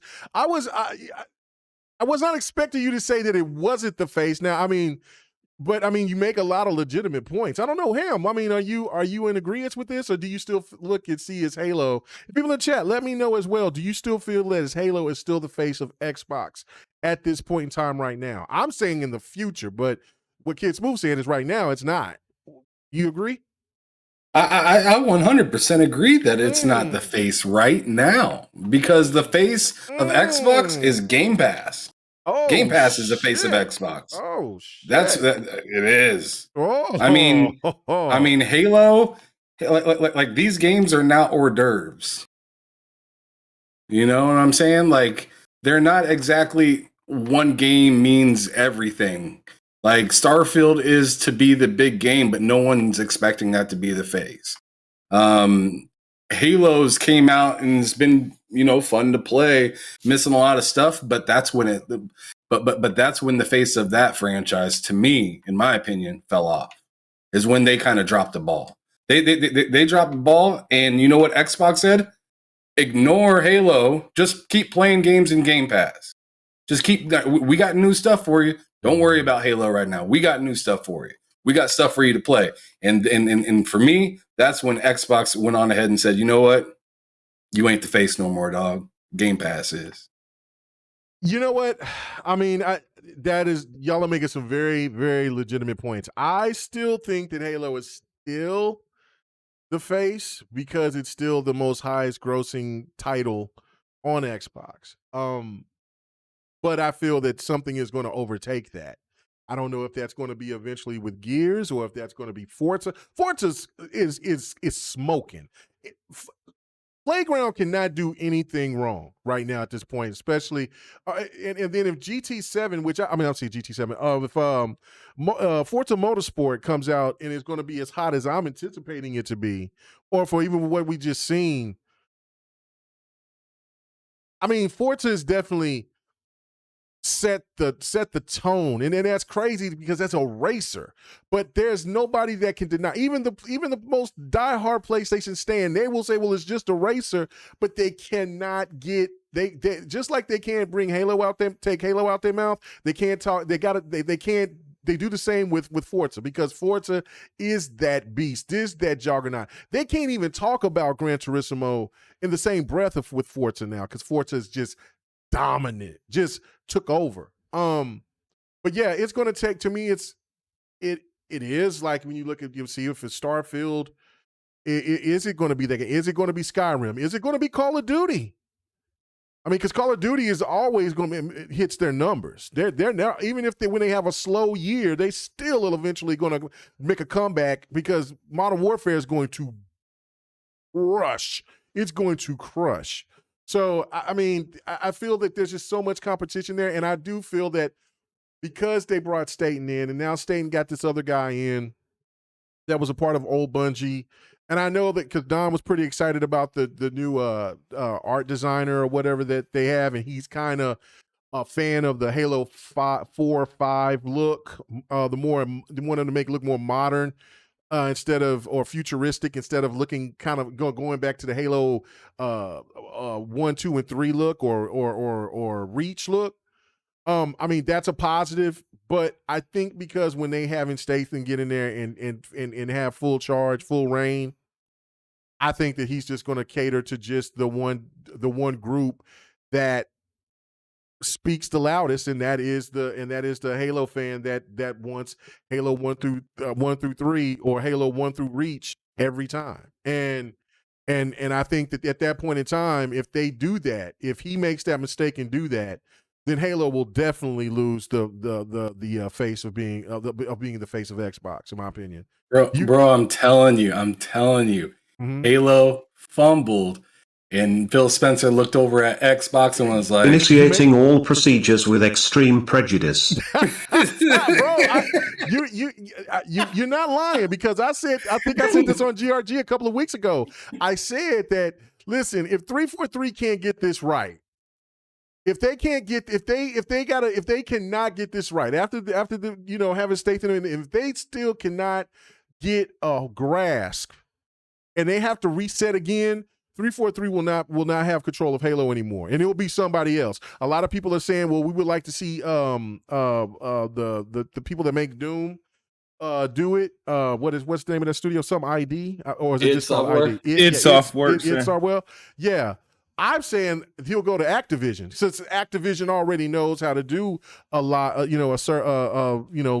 game service with Warzone.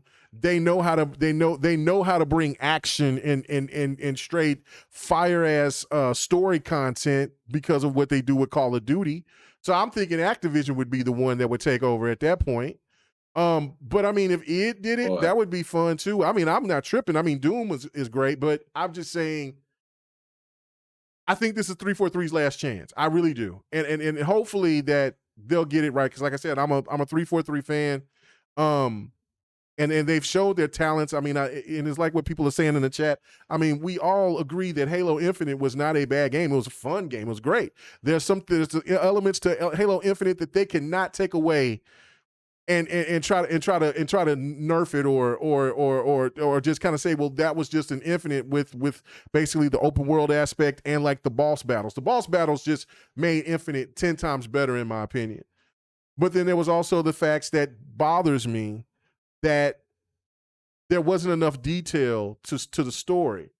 When you go and find those data pads from the Banish and from the UNC, I always can't say that, from the humans, they should have showed like CG trailers, or let us have an opportunity to have playthrough, to play as one of the fallen Spartans, or the Spartans that they did show, like when Soren was dead, or like that Spartan when you first picked up those power things to enhance your suit.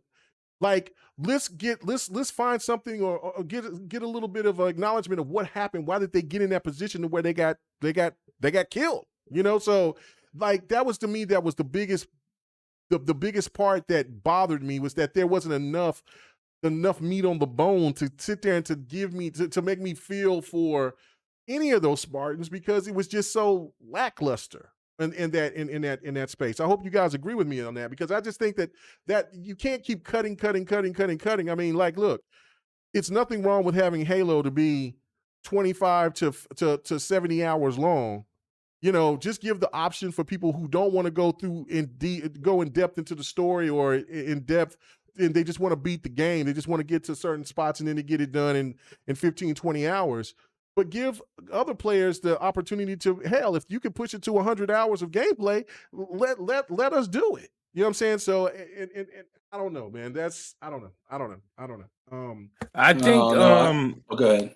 No, I was trying to say, it's like, it's not that they like another studio needs to make it. I just think they need to just stop telling Master Chief's story. You could explore the rest of the Halo universe. You can make a ton of Halo games without it being a Master Chief story. Because if you explore a spin-off, you can do whatever you want. Right. You don't have to live up to any expectations of a Halo 3 or a Halo 2 or whatever. If you continue, I'm gonna dive more into Reach, or I want to dive more into the ODSTs, or I want to dive in more to Arbiter, and you know what I mean, or Locke's background or something like that. The blue team, like you can do that, and then literally have the freedom for different gameplay styles, different vistas, enemies, and without having to please Master Chief wouldn't be this way, or why is this, or why do you have to always incorporate Cortana? You could literally make a Halo game with no existence of a Cortanas, you know what I mean? But I feel like if they do that, they then bind themselves off for having to live up to a Halo hype, to the point where they make their own game and it can score it can, because 343's best Halo, even though think about it, 343's games are typically what 85 or better, right? They don't make bad games, right? No, right. Which, if their game wasn't a Halo 5 or a Halo 6 or Halo 7, and it was just a new IP, that's grounds for Game a of the year great material, yeah, it's a game of the year material. But because they have to live up to the Halo name and Master Chief, like if it scores less than a 90, it's a flop. So That's they a have great to. point. Yeah, that's a great point. A real great point. What you got to say, Ham? I mean, I was just gonna say, so Halo to me, or not Halo, but 343 to me is like it is like that Buffalo Bills team that just kept getting to the Super Bowl. Oh wow. They just keep getting to the Super Bowl, but they never take the trophy home completely. They always do something to step on their to step on their own feet. So, like, to me, it's just like I don't even know exactly what to do, like, business wise, but y'all just need to figure out something to where it's like y'all make a decision and you just rock with it and you just run with it instead of half stepping. It feels like when we see this gameplay that's got uncovered, or we see, Master Chief looks one way and like the crowd doesn't like it. Like, I understand appeasing fans, but at some point you got to drive the car, dude. You can't be letting everybody else drive it for you. Like, like everybody's sitting there telling you what to do, and you're sitting there. You constantly keep fumbling because by the time you implement the last thing somebody complained about, there's a new complaint, and you feel like you got to fix that too. And it's just like, man, just make a dope experience and keep it moving, man. Yes. That's the thing. UNSC. That's what they're. It just didn't sit right with me just saying the humans. Oh shit! Yeah, it didn't sit right with me because I mean, as me being a Halo fan as I am, I'm like, just saying that's not good. I can't live with me just saying the humans. No, you're absolutely right. You're 100% right. You and Smooth are both right. Like, I just think that's what Halo needs. It needs that shot in the arm to be different, not to be the same. And what I do feel is that they listen to too many people that wants the same thing. And the fact of it is just like with anything else. You keep getting the same thing, people are not going to still support you like they would if you bring something new. It's just that simple. Like, people talked so bad about Halo 5. Halo 5 is still outsold Halo Infinite by a mile. Now, Halo 5 has been out for 6 years, 7 years. But the fact of it is, it's still, the game did not stop selling. It got criticized like hell, but it still kept selling. That to me is because it was different. And the only thing they had to do was fix what was the problem and maximize what was great about Halo 5. Now, this aesthetic, I knew that they had to, because there were so many people that was bitching about what they expected from Infinite. I knew that they wasn't going to give the same Halo 5 look. I knew that they was going to try to bridge. What I was hoping is that they bridge both worlds. And they did.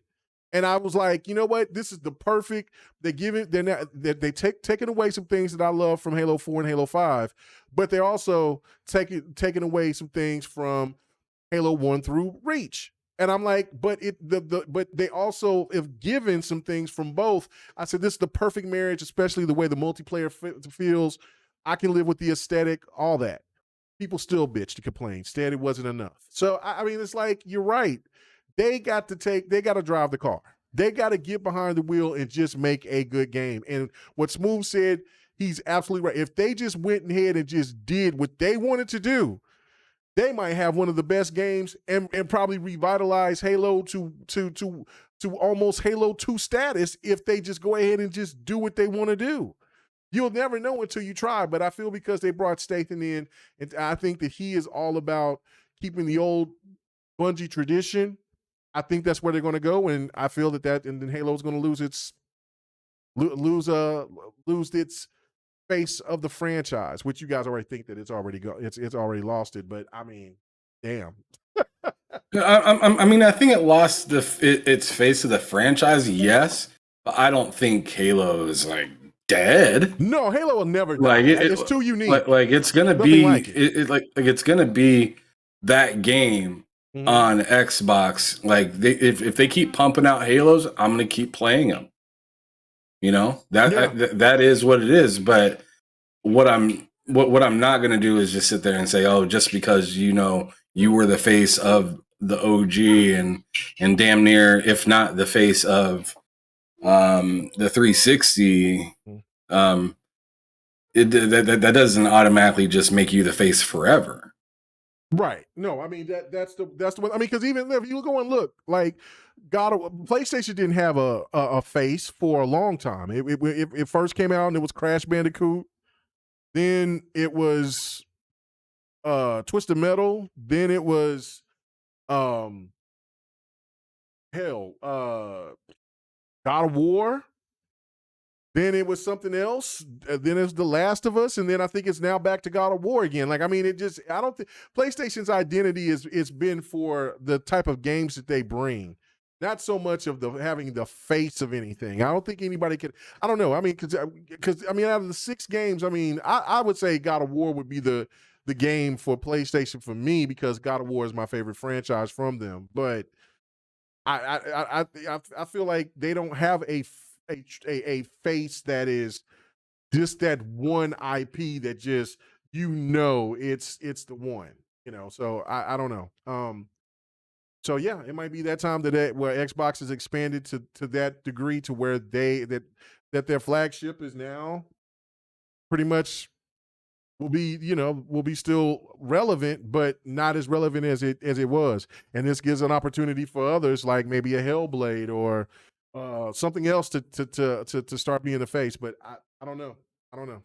But maybe you're right. Maybe it's just Game Pass. Maybe Game Pass is the face. So it is. I really think it is. All right, man. We got one more, and then we're gonna get out of here. And it's pretty much about Discord and Xbox linking up. How effective? Now, for me, it's effective as hell because I always go off the chat off of my PC. So, I mean, if I could just do it off of Discord, then that's a win-win for me. I don't know. What do you guys think? I mean, how big is this for you? Let me go to Smooth on that one. I think it's a big deal. I've actually set mine up yesterday. Where I mean, the only annoying part, and hopefully they find a way to do it like directly for the console, but you have to translate your voiceover. You move it over to the console, and you just pop on your headset, and you're good to go. But the reason why it's clutch for me is because like I'll be playing with a bunch of people, right? And everybody want to talk on the Discord, but when I'm playing on Xbox, I'm like, I don't want to be on a Discord because I want to hear my game too. Right. You know what I mean? That's why I'd rather be in an Xbox Live Party. But now that I can get on Discord, then like I wouldn't even use Xbox Live Party. I'll just be in a Discord, and it's easier for cross-platform play. When I'm in Weapon Wheel, a podcast that I'm not hosting, I can literally just join in from my Xbox. Right. Yeah. And just play myself some Power Wash Sim. And still participate in the podcast. I think it's clutch. It's much needed. I'm glad Xbox again leading the charge to be the first console to have that feature on the platform. And when more platforms get it, it's gonna further that bridge for a cross-platform play and cross-platform communication and whatnot via Discord. I think it's sick. So I'm happy. I got mine all set up, so we're good. Hey, what about you, Ham? I'm pretty excited for it. I think it's really ironic that I remember all these people touting PlayStation having Discord, and Xbox last place once again.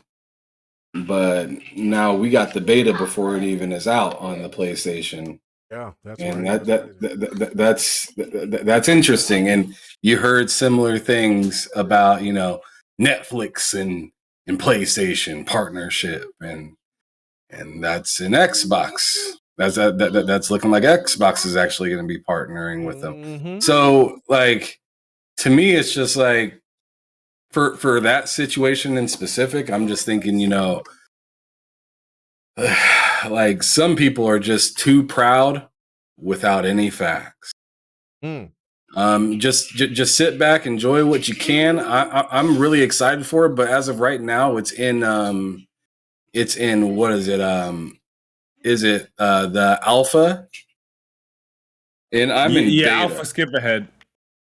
I'm in the beta one, so I'm not able to use it right now. Yeah, no, me neither. I haven't even seen it yet. So hopefully I just got an update on my Xbox so I can go ahead and implement it. I can't wait. I just really don't want to. I just don't want to use alpha anymore because my Xbox is acting weird. Oh yeah, I'm off the alpha. Yeah, I'm in beta, and the one thing now that I only have the problem with is that it shuts off my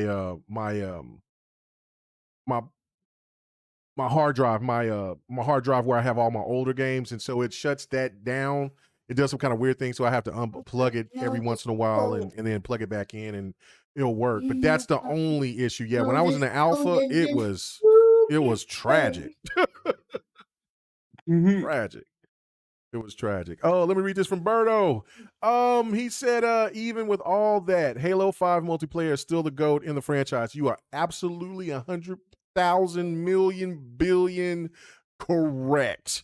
All that talking that garbage about Halo 5's this and that. I don't think anybody can deny how good Halo 5's multiplayer was. I mean, because I just can't. I'm like, how can? Well, at least I know. Hopefully, in Forge that they'll bring some kind of version of Warzone, because I just can't believe that you would not bring Warzone back. Because I mean, just think about having Warzone and free to play. That, my God, like that is just, oh my God, that just makes me excited just thinking about that. Warzone was so damn good. I don't know, man. That's just one thing forward. Yeah, but I'm looking forward to it. I really do want it. I want to try it. Hopefully, like I said, after this, got my Xbox just booted, but my hard drive did that stupid thing. I'm gonna have to unplug it and plug it back in. So anyway, so that gives me an excuse to go ahead and end the podcast. All right, guys, let's go ahead and sign out of here. Kid Smooth, man, appreciate you coming through, man. Short notice. As you can see, we was light. If it was just going to be me and Ham, it was going to be the Ham and Mega show. You know what I'm saying? So, or because, you know what I'm saying? Or I'm happy to make it Mega. Would have just been 2 hours of. It would have been 2 hours of arguing. Yeah, we would have been arguing like hell. We would have been arguing on the whole damn time. We wouldn't have got one topic off. We would have been on the one topic, and that was it. Been just arguing. But no, but go ahead, Smooth. Thank you. Let's tell everybody where they can find you at, man. Really do appreciate you coming on through, brother. Anytime, Mega. You can find me on Twitter at Kid Smooth, and you can find me on YouTube by searching Kid Smooth. Hopefully, I'll do a video this weekend. I'm off this weekend, so I'll try to drop something. But I've just been, trying to get some games crushed out. So, but appreciate it. Happy to be on the show with Ham Solo as always, and Mega. Thanks for having me on. Oh yeah, no doubt, man. No doubt. Anytime, bro. Anytime you want to come through, you know what I'm saying? Addict does that every once in a while. Just like when he got some free time, he'll come in there and just start talking. Like he does to yours, like he does in your podcast. He'll just hop in. So shout out to Addict. Yeah, hopping in the middle of a conversation. Yeah. Start throwing 2 cents all over the place. I'm like, are you serious? Oh man. Oh, Addict. Oh man. Shout out to Addict, man. But yeah, Sleepy Goblin, yes. Mega Ham. I like that better. Mega Ham. Mega Ham. That is pretty dope. Hell Solo, where can they find you at, brother, man? All right, so yeah, and I just wanted to throw out Kid Smooth. Appreciate you coming through. An extra voice between an extra positive voice to help me and K Mega from just teeing off on each other for a couple hours.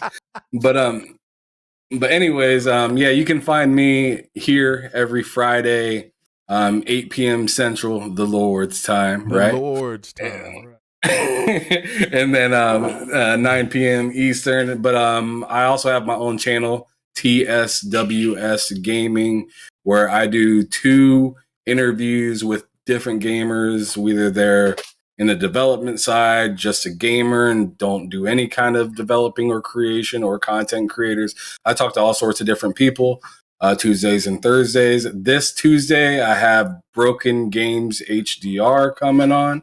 And then on Thursday, I got Strictly Gaming coming on. So I'm trying to get a little bit more variety on there, not just have it just be a bunch of people from Xbox or PC players. I'm just trying to like be able to touch upon all the different type of platforms, so I can kind of widen my audience, so more than one type of person wants to come to my channel and check it out. It can kind of be for everybody. But yeah, I do that every Tuesday and Thursday, and then on Fridays I do bullsitting with Loke and Cozy Beluga. We actually started doing something called pre-sitting, which is something we do every Friday now. We just did it for the first time this Friday. We do little spaces on Twitter where we just kind of kick it, chat, and talk about things that we're not able to include into the show because the show itself is usually already 2.5 hours alone. So check us out there. There's some various places to check me out. And as I said, on Twitter, at HamSolo05 Gaming. Thank you, K Mega.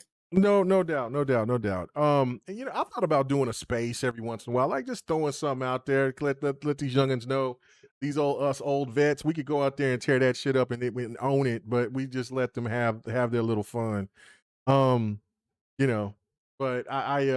I definitely I've thought about doing it a couple of times You should start it and call it Gaming Veterans Affairs. You know what? I should just go ahead and just try to just hit up all the vets and just come in there and just have just a free for all. But 45 and olders can only talk. Well, no. If you've been doing YouTube for longer than 7 years, you can go ahead and you can talk about it. You can come in here and talk. But anyway, nah, this is just clowning. But I have thought about just joining a space or whatever. Not like whatever, because I found myself not liking to do videos like that anymore. I love streaming and I love doing podcasts.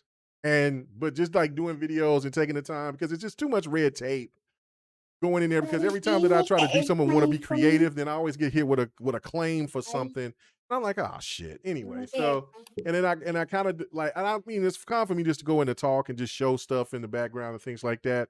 That's fine, but I would like to have more creative freedom to do that. But if I'm just going to talk, then I might as well do it in a space or something. I've thought about that, but I don't know. My mind races about so many other things. You know what I'm saying? I still got that other podcast that's sitting on the shelf until I can get people to do that with me. But a lot of people don't. They're afraid to talk about politics and just life events and world events and shit like that. Like it's crazy. When it gets down to the come down, people get nervous, man. They don't want to talk about it. It's scary because as soon as you say something, it means you completely believe that. Right. That's why I want to have a different and you have no group of bias people in there. Yeah, like that's why I want to try to find a different group of people that is on different sides, but to keep it respectful, because I don't want to have an argument, because it's not just only about you that. don't want me on that show. My takes are too hot. No, I know you're a Trump supporter. I would love you to come on there, boy.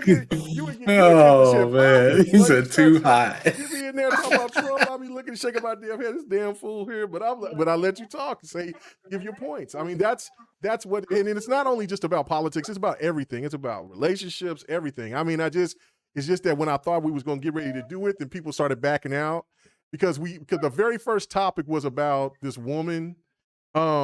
We was just about to start it that Sunday, and this woman, she was at the gym, and this dude went up there and asked, did she need help? And so she was kind of rude about it. And so my thought was like, well, damn, I mean, you ain't got to be rude about it. Just tell the dude that you ain't interested, you don't need no help. You know what I mean? But, and then, you know, they got mad at me, and it was like, next thing you know, no, I just got something to do. I'm like, oh, shit. So, well, so yeah, well, it's still there. Yeah. But anyway. That's what I'm saying. You have a different take, and people start backpedaling, and they don't want to deal with that. Yeah, that's pretty crazy. But you're definitely I'm still gonna do it eventually. Even though I got to start it off by myself and just grab some people. Like, let's go. But it will happen. But everybody, thank you so much for coming and checking out the show, man. Yes, I'm I'm only like 15, 16 away from 4,000. I know that sounds very low for me being as long as I've been on YouTube, as long as I have, but I don't throw out as much content as many people have in the year. So for me just to keep moving and growing and it's at a slow pace, it's still good. So, you know what I'm saying? Let's go ahead and get that. Let's get those 16. So I can go ahead and get on up there, get to that 4, get to that 5, get to that 6, and get to that 10. That's what we're trying to do. That's what we're trying to do. All right, guys. Thank you so much for coming and checking us out. And remember, as always, you know what I'm saying? If you're going to get out there and do some wild stuff,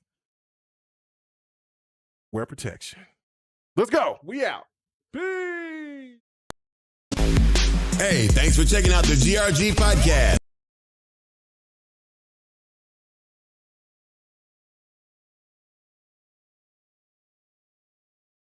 Ooh.